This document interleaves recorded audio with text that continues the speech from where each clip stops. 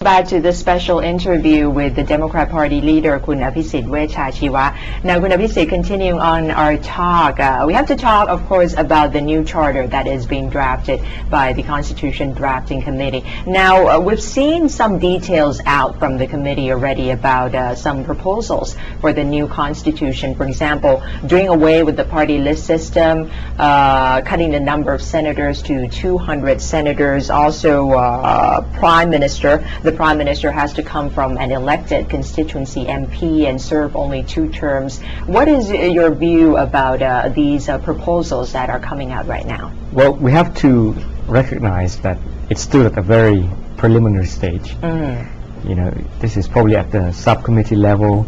It has to report back to the drafting committee. It has to report to the assembly. And of course, eventually, if the assembly approves the draft, it has to go to the people. Yes. In a referendum.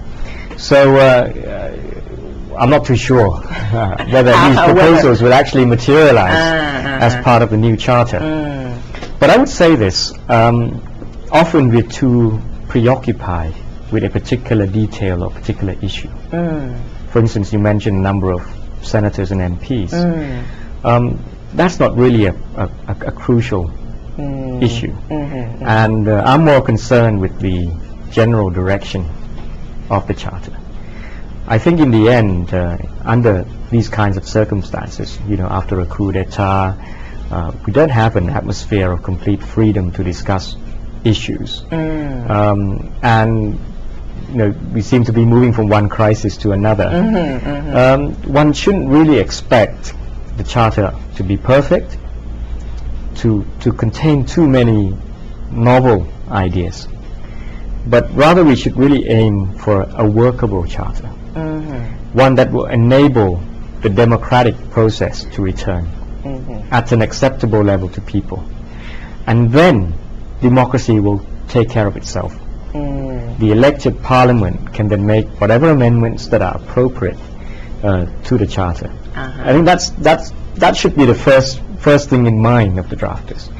If they try to do too many things, they will find that they'll run out of time, they'll have difficulty in making it all consistent, they run the risk of losing the support of various groups who will not accept their ideas, and instead of actually being part of a process that resolves the crisis, it might even actually throw the country, create a new one. So the first thing is they should aim for a workable one. And by workable I mean that they cannot step back from fundamental democratic principles. It wouldn't make any sense for the new charter to be less democratic than the last one. So in terms of rights, participation, all the things that people had enjoyed under the previous constitution must be guaranteed to be in the new charter. In terms of the structure of government, I think the previous charter aimed for a strong government, but under the monitoring system and under the various mechanisms of check and balance, you know, through a series of organizations that we discussed earlier.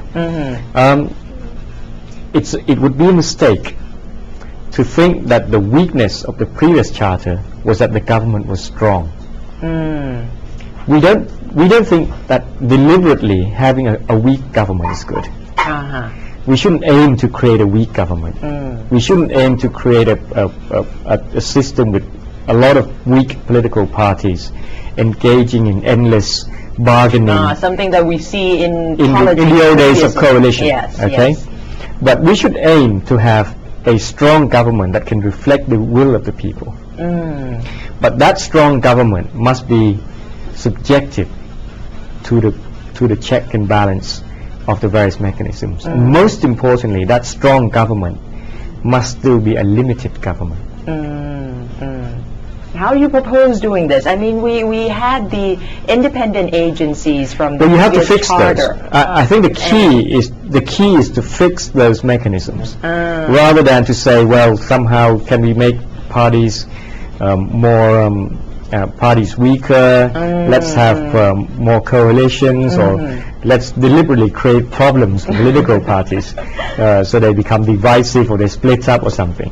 So we can move and get our priorities right. Fix the monitoring system, and yes, readjust the balance. For instance, within the parliamentary framework, readjust the balance between the government and the House. So make it easier for people to table no confidence motion. Make sure Prime Minister and ministers come and answer questions at the House weekly, like all democratic leaders, all democratic governments do over the world. Get rid of some of the provisions that created problems, like barring MPs from holding post of minister at the same time. So if that's done, I think we'd be on track. You can't expect it to be perfect. You can't expect it to be without loopholes. But I think you would be addressing the problem in the right areas. Some of the details don't matter that much. Whether you have a single member or multi-member constituency. In fact, having or not having a party list is not going to make all that much of a difference in terms of the charter being democratic. So I don't want to get, I don't want society to get so obsessed with some issues and details, and forget that really we just want to fix the biggest weakness in the old constitution and get the country back to democracy. So you're saying speed is also essential here. We have to come up with a new charter as soon as possible. Now the committee drafting the charter set a deadline of April 19, I believe, yes, for first draft. For the first draft. So is that an acceptable time yes. period? I think the rough timetable had been set by the provisional constitution. Yes. Sticking to that is acceptable. And of course, if you can make it quicker, all the better. And there must be no deliberate attempts to extend or to be seen to be delaying the process. Now, the issue of public participation is also widely commented on in the drafting of this charter. So do you think that has been taken into consideration? Do we have enough public participation in drafting this new constitution? I think we're going to spend a lot of money on the charter this time around. Certainly if it goes to a referendum, yes. That's going to cost a lot of money. And I see that the drafting committee does have a number of subcommittees that will actually do the work of going out, listening to people in various areas. But if we do go to a referendum, there are some basics that still need to be put in place. First of all, a referendum can only be meaningful if people know what they're voting on. Exactly. And the Constitution is not a simple issue. So a process of public education really has to begin now. I think we had a recent poll that shows that the majority of Thais, 50 or 60%, don't really understand the Constitution or what is necessary in a Constitution. That shouldn't be surprising. You should ask parliamentarians how many of those people had actually read the previous charter, from Article 1 to the last article, and whether actually they understand it. Actually, more important, some of them who read the charter didn't even respect it. So it shouldn't be too surprising. But we need a series of public education events and efforts between now and the referendum. That's the first thing. The second thing, the referendum is only meaningful if you have choice. I'm a bit concerned that when I hear people in the current regime, they think that the success of a referendum is to get the Constitution passed. Well, if you want the referendum to be more than a rubber stamp by the people, you have to give them genuine choice. And that means that you have to give equal opportunity to people who support and people who oppose the draft charter. The supporters obviously will find themselves in the assembly and drafting committee, so they will own the constituency of supporters. But the government and the CNS must be fair. It must also allow people who oppose the draft charter to also have access and can communicate with people. But most important of all, what happens if we reject the constitution at the Exactly. referendum. Yes. Yes. The provisional constitution says we give power back to the government and the CNS.